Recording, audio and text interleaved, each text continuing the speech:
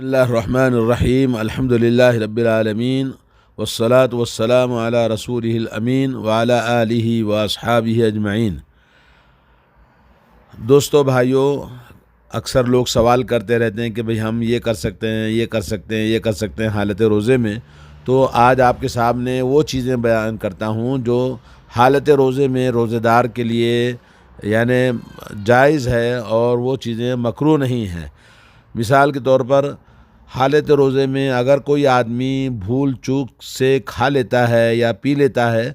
تو اس کا روزہ مکروہ نہیں ہوتا، اس کا روزہ ٹوٹتا نہیں ہے، جیسا کہ حضرت ابو ہریرہ رضی اللہ تعالیٰ عنہ سے روایت ہے۔ نبی کریم صلی اللہ علیہ وسلم نے فرمایا، جب کوئی بھول کر کھا پی لے تو اپنا روزہ پورا کرے، کیونکہ اللہ تعالیٰ نے اسے کھلایا ہے، پلایا ہے۔ صحیح بخاری کی حدیث ہے۔ اور حالت روزے میں کوئی شخص مسواک کرتا ہے تو مسواک کر سکتے ہیں۔ اسی طرح سے ٹوتھ برش ہے، وہ بھی استعمال کرنا چاہے تو کر سکتے ہیں۔ شرط یہ ہے کہ اس کا ذائقہ حلق میں نہ جائے، اپنے منہ میں برش کرے پیسٹ لگا کے، پھر اس کو تھوک دے۔ مسواک بھی اسی طرح سے ہے۔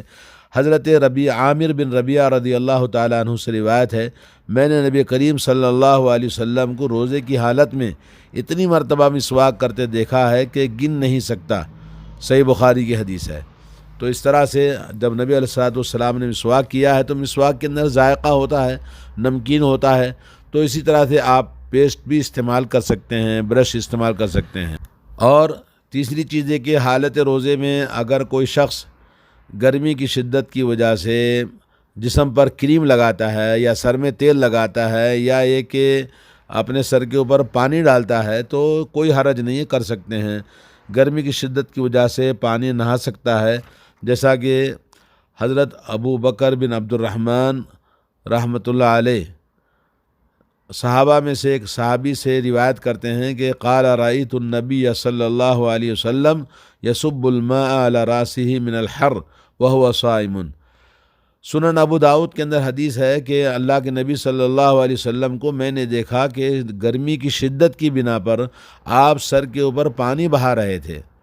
تو اس سے معلوم یہ ہوا کہ گرمی کی شدت کی وجہ سے کوئی غسل کرے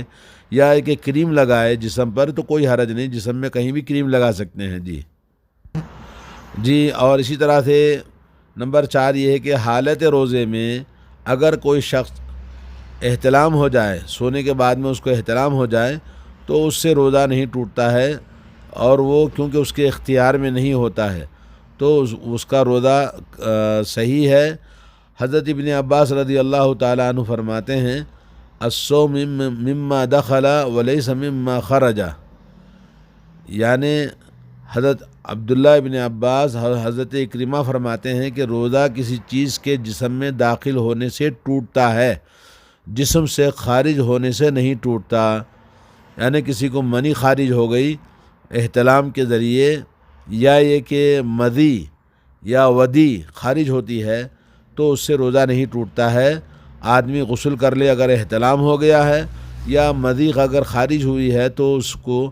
دھو لے اور وضو بنا کے نماز پڑھ سکتا ہے، اس کے روزے میں کوئی فرق نہیں پڑے گا۔ نمبر 5، سر میں تیل لگانے، کنگھی کرنے یا آنکھوں میں سرما لگانے سے روزہ نہیں ٹوٹتا ہے، مکروہ نہیں ہے۔ اور اسی طرح سے نمبر 6،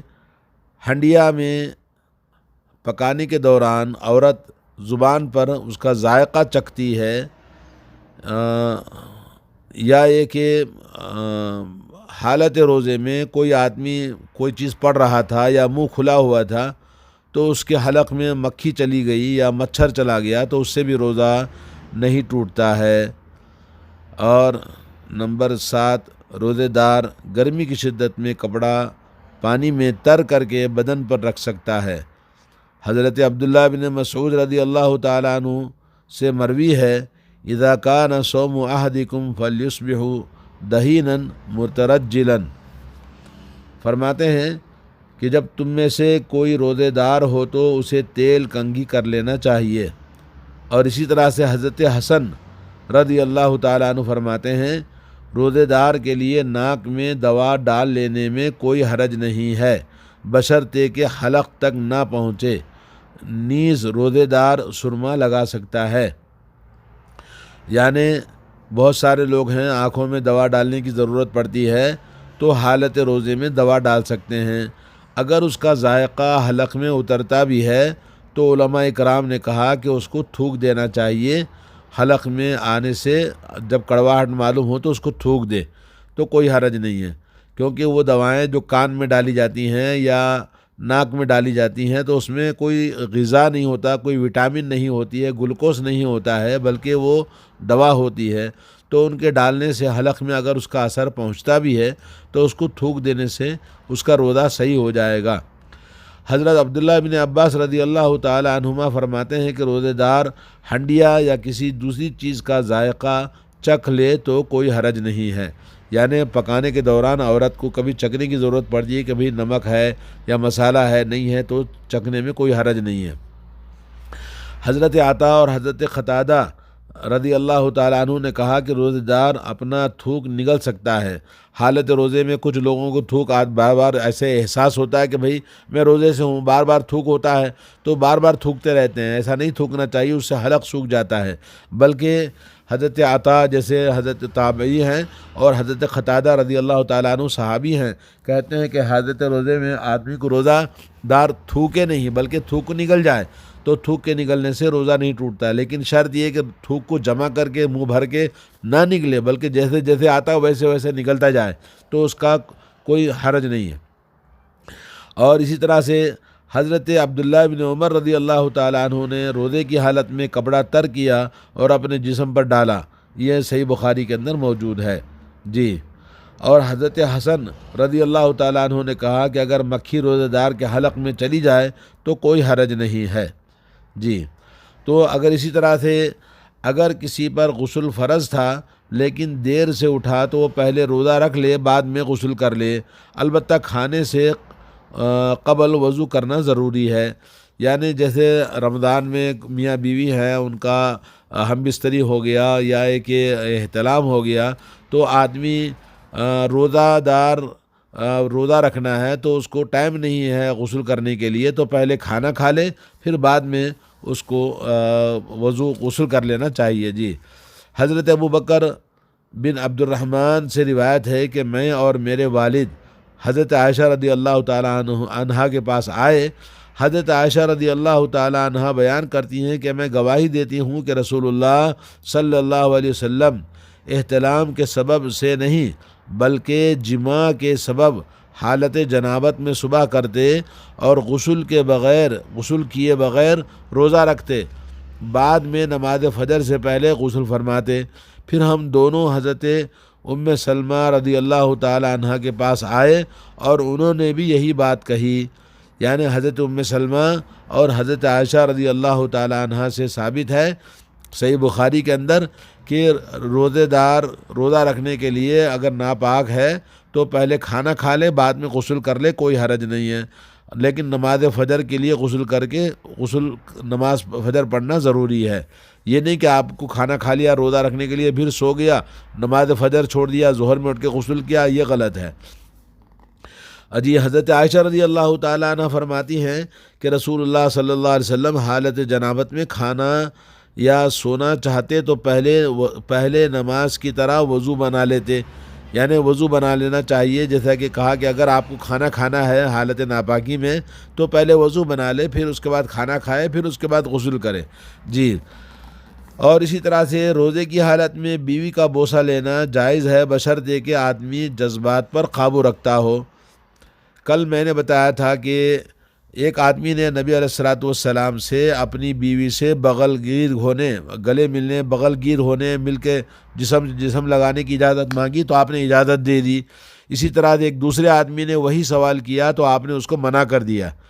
تو صحابی کہتے ہیں کہ جو پہلے آدمی نے پوچھا تھا وہ بوڑھا آدمی تھا تو اس کو اجازت دے دی، اور دوسرا آدمی جوان تھا تو نبی علیہ السلام نے اس کو منع کر دیا، کیونکہ جوان آدمی اگر بیوی کے ساتھ میں سوئے گا، جسم سے جسم لگے گا تو اس کے جذبات ابھریں گے اور قابو نہیں کر پائے گا۔ تو اس طرح سے آدمی کو اگر قابو ہے، کنٹرول ہے تو بیوی کو بوسہ بھی لے سکتے ہیں، اس کے ساتھ میں بغل میں سو بھی سکتے ہیں۔ جی، اور گرمی کی شدت کی وجہ سے روزہ دار غسل یا کلی کر سکتا ہے، جیسا کہ حضرت عمر رضی اللہ تعالیٰ عنہ سے روایت ہے، ایک روز میرا جی چاہا اور میں نے روزے کی حالت میں اپنی بیوی کا بوسہ لے لیا۔ میں نبی کریم صلی اللہ علیہ وسلم کی خدمت میں حاضر ہوا اور میں نے عرض کیا کہ میں نے آج بڑا غلط کام کر لیا ہے، روزے کی حالت میں نے بوسہ لے لیا ہے۔ تو رسول اللہ صلی اللہ علیہ وسلم نے فرمایا، اچھا بتاؤ، اگر تم روزے کی حالت میں کلی کر لو تو پھر کیا ہوگا؟ تو میں نے عرض کیا، کلی میں کیا حرج ہے؟ تو نبی علیہ الصلوۃ والسلام نے فرمایا، پھر کسی چیز میں کوئی حرج نہیں ہے، یعنی بوسہ لینے میں کوئی حرج نہیں۔ اسے مسند احمد اور ابو داؤد نے روایت کیا ہے۔ اور ایک حدیث میں آتا ہے کہ نبی کریم صلی اللہ علیہ وسلم حالت روزے میں حضرت عائشہ رضی اللہ تعالی عنہا کا بوسہ لیا کرتے تھے، اور حضرت عائشہ کہتی ہیں کہ نبی علیہ الصلوۃ والسلام اپنے آپ پر زیادہ قابو رکھنے والے تھے، تو اس لیے اگر کوئی آدمی اپنے آپ پر قابو رکھ سکتا ہے، کنٹرول کر سکتا ہے، تو اس نے اپنی بیوی کا بوسہ لے لیا یا ملاقات کر لیا، ہاتھ ملایا یا لگ کے سویا تو کوئی حرج نہیں ہے۔ اگر قابو نہیں رکھ سکتا ہے تو اس کو بوسہ بھی نہیں لینا چاہیے اور اس کے ساتھ لگ کر بھی سونا نہیں چاہیے۔ اور اسی طرح سے حالت روزے میں انجیکشن، دوائی، بخار کی شدت کی وجہ سے یا کسی اور بیماری کی وجہ سے انجیکشن لے سکتے ہیں، البتہ گلوکوز کا انجیکشن لینا یا گلوکوز کا ٹرپ چڑھانا یہ منع ہے۔ کوئی بھی وٹامن یا گلوکوز یا پروٹین وغیرہ کا انجیکشن لینا منع ہے۔ جی، اسی طرح سے کل ایک صاحب نے سوال کیا کہ زکام یا کسی بیماری کی وجہ سے ہم ہوا کا بخار لیتے ہیں یا اسٹیم لیتے ہیں تو یہ بھی جائز نہیں ہے، کیونکہ اس میں ہوا کے پانی کا بخار لینے سے،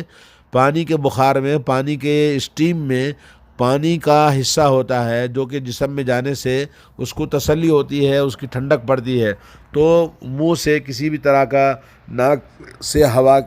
یہ پانی کا بخار یا پانی کا اسٹیم لینا جائز نہیں ہے۔ لیکن اگر کوئی آدمی دمے کا بیمار ہے تو بیمار کے لیے اسپرے لینا دمہ کی بیماری کے لیے تو جائز ہے۔ جی، اسی طرح انجیکشن کوئی بیماری کے لیے لینا چاہتا ہے تو لے سکتا ہے۔ جی، حالت روزے میں اگر کوئی شخص ڈاکٹر کے پاس جاتا ہے، دانت میں درد ہے، ڈاکٹر اس کا دانت نکال دیتا ہے یا اس کو انجیکشن دیتا ہے تو اس میں بھی کوئی حرج نہیں ہے۔ جی، اسی طرح سے حالت روزے میں اگر کوئی آدمی اپنے آپ اس کو قے آتی ہے کسی وجہ سے، پیٹ کی خرابی کی وجہ سے اگر اس کو قے آ جائے تو اس کا بھی روزہ صحیح ہے، الا یہ کہ آدمی اپنے آپ انگلی ڈال کے قے کر دیتا ہے تو اس کا روزہ ٹوٹ جاتا ہے۔ اپنے آپ وامٹنگ آئے تو اس سے روزہ نہیں ٹوٹتا ہے۔ اور اسی طرح سے حالت روزے میں جیسے